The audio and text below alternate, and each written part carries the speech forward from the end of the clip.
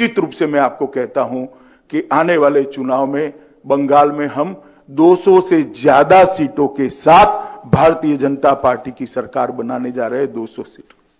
ये सभागार के अंदर बहुत सारे पत्रकार हैं। जब प्रेस क्लब के हॉल के अंदर मैंने 22 सीटें कही थी, आपके चेहरे की मैंने मुस्कान देखी थी। इस बार आप नहीं हंसते हो, इतना अच्छा है, क्योंकि 18 सीटें हम जीत चुके हैं। मैं फिर से एक बार रिपीट करना चाहता हूं कि इस बार मुस्कुराने का टाइम मेरा है। 200 से ज्यादा सीटें जीतकर भारतीय जनता पार्टी यहां सरकार बनाने जा रही है और यहां पर तृणमूल का शासन समाप्त होने जा रहा है। ये बंगाल की जनता का मिजाज है, मोदी जी के प्रति बंगाल की जनता का विश्वास है और मोदी जी को बंगाल की जनता का आशीर्वाद है। जिस जनता ने लोकसभा में इतना अच्छा प्रतिसाद दिया है, वो जनता बंगाल के भले के लिए भी हमें जरूर एक मौका देगी, इसका मेरा भरोसा। मेरा सवाल ये है कि लोकसभा चुनाव के बाद 2 नाम लेके बंगाल में चर्चा चल रहा है जोर शोर से। एक क्रिकेटर सौरभ गांगुली और एक तृणमूल के नेता और मंत्री शुभेंदु अधिकारी। ये कहा जा रहा है कि पार्टी संबंध करने की कोशिश कर रहे हैं, पार्टी में लाने की कोशिश हो रही है। अरे बहुत लंबी सूची है, 2 में कहां अटक गए। मेरा किसी ने संपर्क नहीं करा, मगर सूची बहुत लंबी है, इतना मैं कहना चाहता हूं। चलिए नेक्स्ट। आपके साथ कोई संबंध हुआ है? नहीं, मेरा नहीं हुआ, मगर बहुत लंबी सूची है, इतना मुझे मालूम है। जिनसे संपर्क होता है वो लोग बताते हैं। आप 2 नाम तक सीमित मत रहिए, आगे बढ़िए। चलिए। अच्छा, रोहित, टाइम्स ऑफ इंडिया।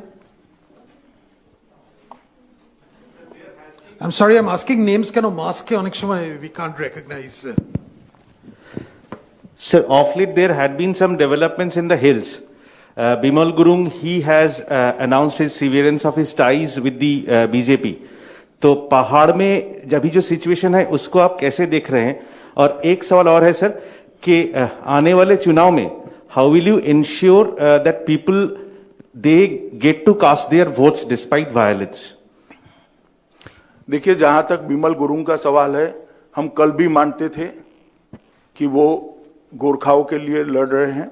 आज भी हम मानते हैं कि वो गोरखाओं के लिए लड़ रहे हैं।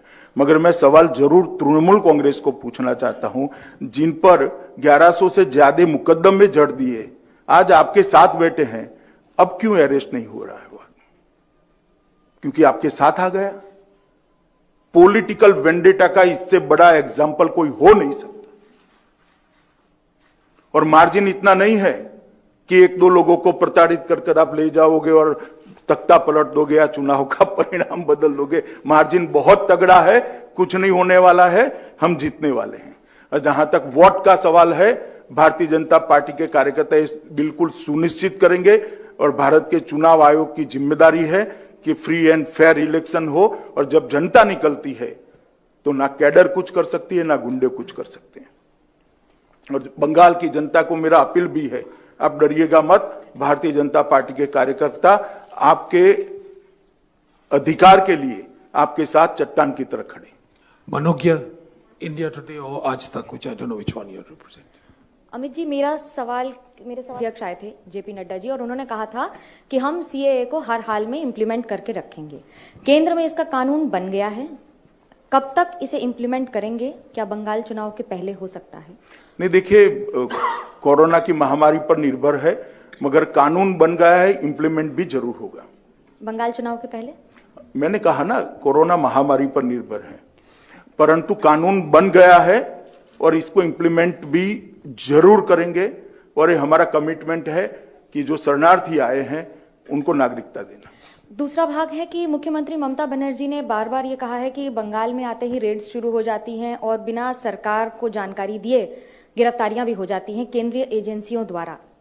आप खुद केंद्रीय एजेंसियों के कई एजेंसीज के इंचार्ज हैं, गृह मंत्री बतौर, क्या कहेंगे? एक भी एजेंसी का मैं इंचार्ज नहीं हूं, मैं रिकॉर्ड क्लियर कर दूं।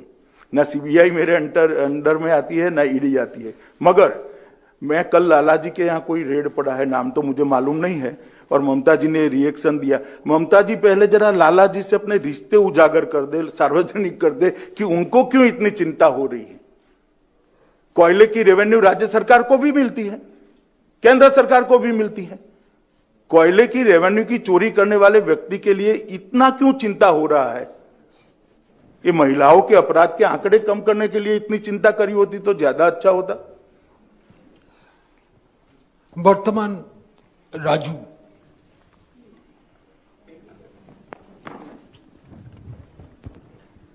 सर ये 2021 का जो चुनाव है सर, हर जनता जानना चाहते हैं बीजेपी का सीएम कौन होगा, उसका प्रोजेक्शन क्या आप चुनाव से पहले करेंगे? एक और दो नंबर क्वेश्चन सर, ये आप ममता जी के अगेंस्ट में इतना सारे बोलते हैं सर, लेकिन वो तो आपके हेल्थ के लिए बहुत चिंतित है। कल आपके लड़के को उन्होंने फोन किया था कि आपका डैडी यहाँ पे आए हैं, मास्क वगैरह आप छोड़ के घूम रहे हैं, वो बहुत चिंतित है सर। ये क्या कहेंगे इसमें? नहीं, डैडी के आने की चिंता है या मास्क की चिंता है? मेरी समझ में नहीं आया। जहां तक सवाल है, सार्वजनिक जीवन में व्यक्तिगत दुर्भावना मेरे मन में किसी के लिए नहीं है। मेरा ममता दीदी के लिए जो मैं सवाल उठा रहा हूं, एडमिनिस्ट्रेशन के जुड़े हुए सवाल है, जो राज्य की मुख्यमंत्री नाते उनका दायित्व है, इस पर ही मैंने सवाल किए। उनके व्यक्तिगत जीवन या व्यक्तिगत बातों के लिए मैंने एक भी सवाल नहीं किया है। मैं मानता हूं इसको ना आपको कटुता के दृष्टि से देखना चाहिए, न ममता दीदी ने देखना चाहिए। डेमोक्रेसी के अंदर ये हमारा अधिकार है एज अ ऑपोजिशन कि अगर कोई राज्य सरकार अच्छा परफॉर्म नहीं करती है तो हम सवाल पूछें। Moumita from ji.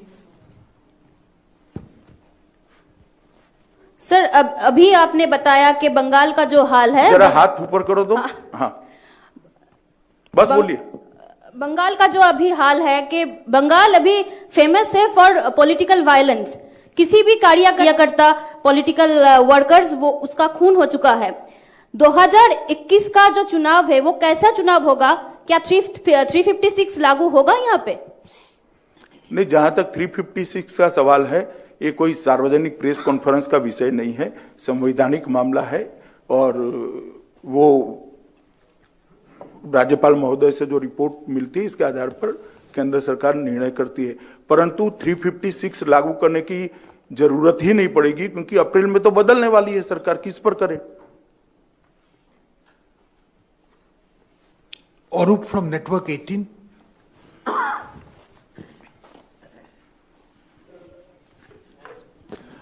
Sir, Arup from TV18 network. Sir, you are repeatedly telling that you are going to get 200 plus seats in forthcoming assembly election. What are the areas of concern which BJP must have to address in the forthcoming election, before the forthcoming election? First, and the next is why BJP is not projecting any chief minister face before assembly election? नहीं, जहां तक chief minister face का सवाल है, party का parliamentary board और party के राष्ट्रीय अध्यक्ष ही निर्णय करेंगे करना या नहीं करना, और करना तो किसको करना। मगर देश में हम बहुत सारे चुनाव फेस तय करे बगैर लड़े हैं। जैसे यूपी 3/4 मेजोरिटी से जीते, हमारा कोई फेस नहीं था उस वक्त जब चुनाव में गए। ढेर सारे चुनाव हम ऐसे ही लड़े हैं, जीते हैं। और जहां तक कंसर्न का सवाल है, हमें आपकी मदद चाहिए, आप हमारी बातों को लोगों तक पहुंचाइए और ममता जी के दबाव में मत आइए, इतना ही है। बाकी सब हम कर देंगे। Satyajit from CN. सर, मेरा सवाल है आपसे कि अब 200 सीट्स के बारे में जिक्र कर रहे हैं, पहले 18 सीट के बारे में भी जिक्र किए थे, तो इसका बुनियाद क्या है? और दूसरा सवाल है कि इस राज्य में बीजेपी का विस्तार आपके जाने के बाद और फिर आने से पहले किस तेजी से हो सकता है, और वायलेंस क्या होगा वो किस में? आप तो गृह मंत्री हैं। देखिए, वायलेंस तो तृणमूल कांग्रेस पर निर्भर करती है, और जहां तक 200 सीटों का बेसिस का सवाल है, भारतीय जनता पार्टी ने विगत 5 सालों में अपने संगठन को हर बूथ तक फैलाया है। और दूसरा, बंगाल की जनता के मन में जिस प्रकार की अविश्वास तृणमूल कांग्रेस पर खड़ा हुआ है, गुस्सा जिस तरह से खड़ा हुआ है, स्पष्ट दिखाई पड़ता है कि इस बार परिवर्तन होगा और बहुत बड़ा परिवर्तन होने जा रहा है। प्रतिदिन रूपायन।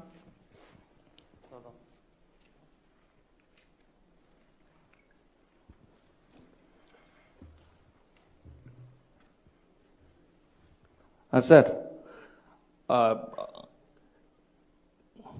বাংলায় বলতে পারি? নিশ্চয়ই নিশ্চয়ই। আচ্ছা আচ্ছা आप बताइए, स्वपन दा ट्रांसलेशन कर देंगे। আচ্ছা আপনি দলীয় বৈঠকে 2021-এর নির্বাচনকে সামনে রেখে কিছু বিষয়ে বলেছেন যে বিভিন্ন সম্প্রদায়ের মানুষজনকে বুথ কমিটিতে নেওয়া থেকে শুরু করে এবং মহিলাদের বিশেষ গুরুত্ব দেওয়ার বিষয়টা, এইটা যদি একটু বলেন। बाबुल ट्रांसलेट करेंगे, आप उनका हिंदी मेरे से। बोलो बाबुल।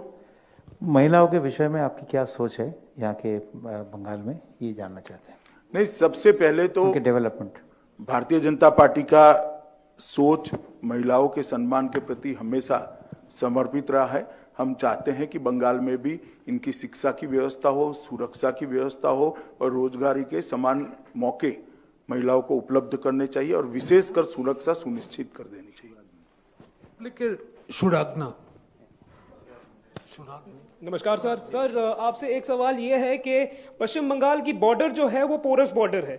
9 लोगों को उठाया जाता है एनआईए के द्वारा जिनको सस्पेक्टेड अलकायदा टेररिस्ट कहा जाता है। सर अलकायदा के टेररिस्ट सस्पेक्टेड भी हो, अगर वो पश्चिम बंगाल में वो ऐसे लोग मिलते हैं, नेशनल सिक्योरिटी के पॉइंट ऑफ व्यू से इसको भारत सरकार कैसे देख रही है? और दूसरी सवाल सर कि हाल ही में हमने महाराष्ट्र में देखा है कि मुंबई पुलिस के द्वारा रिपब्लिक टीवी और रिपब्लिक टीवी के editor in chief Arnab Goswami के ऊपर बहुत सारे 1 डजन से ज्यादा केसेस हुए हैं। उन पे क्या ये नहीं लगता कि ये मुंबई पुलिस और महाराष्ट्र की शिवसेना गवर्नमेंट जो है वो पर्सनली अटैक कर रही है? उनको अपने घर से मुंबई पुलिस जो है वो उठा के लेके जाती है और केसेस जो हैं वो बहुत पुराने और नए रोज रोज उनके ऊपर एफआईआर हो रहे हैं। आपकी क्या प्रतिक्रिया है सर पूरे विषय? प्रतिक्रिया तो मैं ट्विटर पर दे चुका हूं कि प्रेस की स्वतंत्रता को किसी भी पार्टी या सरकार ने बाधित नहीं करना चाहिए, मगर कांग्रेस का इमरजेंसी के समय से एक कल्चर रहा है, एक संस्कृति रही है। हम इसके विरुद्ध है और मेरी पार्टी ने भी इस पर कड़ी प्रतिक्रिया जाहिर की है कि ऐसा नहीं करना चाहिए। जहां तक देश की सुरक्षा का सवाल है, न केवल बंगाल, हर जगह पे जहां जहां इस प्रकार के एलिमेंट्स पाए जाते हैं, हम निर्ममता के साथ इनके साथ व्यवहार कर रहे हैं और कानून की एजेंसियां जो है वो अपना काम बहुत अच्छे तरीके से कर रहे हैं। Final question, I think Munideepa you had your hand up. Mister Shah नमस्कार। वांटेड टू आस्क यू, ये जो आप आए कल, तब से ये प्रश्न जरूर मन में है कि बिहार आप नहीं गए, बंगाल आ गए, इलेक्शन अब तक डिक्लेयर नहीं हुआ है, किस लिए? अचानक फोकस बंगाल पर या ये आपका स्ट्रैटेजी ही है? नहीं, बिहार मेरे न जाने का एक ही कारण था, मैं खुद कोरोना ग्रस्त हो गया था। कोरोना की आफ्टर इफेक्ट के कारण थोड़ा वीकनेस था। 5 तारीख से मुझे बाहर निकलने की मेरे डॉक्टरों की अनुमति मिली और 5 तारीख को वहां प्रचार समाप्त हो रहा था। और जहां तक बंगाल पर विशेष फोकस का है, हाँ जी है, हम फोकस करना चाहते हैं, लड़ना भी चाहते हैं और जीतना भी चाहते हैं।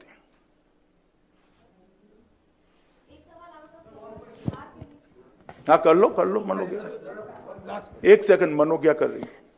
मुख्यमंत्री नीतीश कुमार ने कहा है कि ये उनका आखिरी चुनाव होगा, इसे आप कैसे देखते हैं? और बिहार के रिजल्ट पर अगर कुछ कहें, क्या एक्सपेक्ट? देखिए, जहां तक रिजल्ट का सवाल है, पूर्ण बहुमत की भारतीय जनता पार्टी की सरकार बनने वाली है और एनडीए के नेता नीतीश जी की शपथ होने वाली है।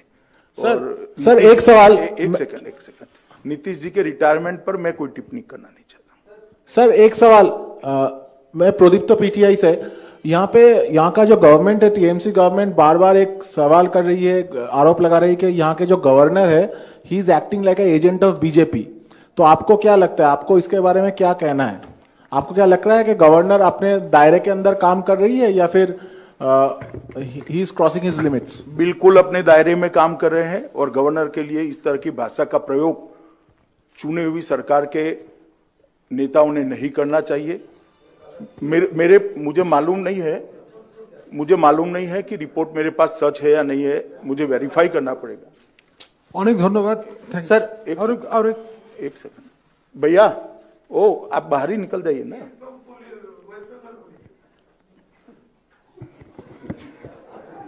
लाइव चल रहा है, इतना बता दो इसको। सर जहां तक आपने पूछा कि गवर्नर उचित करे या नहीं करे। मैं आपको एक सवाल पूछना चाहता हूं, मैंने वेरीफाइड नहीं किया है, कल जाकर मेरी ऑफिस में वेरीफाइड करूंगा। गवर्नर अभी दार्जिलिंग गए और कोई डीएम उनको मिलने के लिए गए तो ट्रांसफर कर दिया, ये क्या उचित है? क्या मौका मिले तो ममता जी को पूछना जरा। सर অনেক ধন্যবাদ। सर एक सवाल है, একটা प्रश्न पूछ लो, चलो अंतिम। सर ये सही बात है कि पिछले कुछ सालों में आपके पार्टी ने बंगाल में बहुत अपना जो संगठन है उसका विस्तार किया है, लेकिन कभी कभार ऐसा रिपोर्ट आ जाता है कि इस स्टेट यूनिट में कुछ फैक्शन फाइट्स है, कोई एक फैक्शन के साथ दूसरा फैक्शन का फाइट है। इस बारे में आपका क्या? हमारे यहाँ डेमोक्रेसी है, ये परिवार की पार्टी नहीं है, तो विचार भेद तो होंगे ही होंगे। चलिए, धन्यवाद।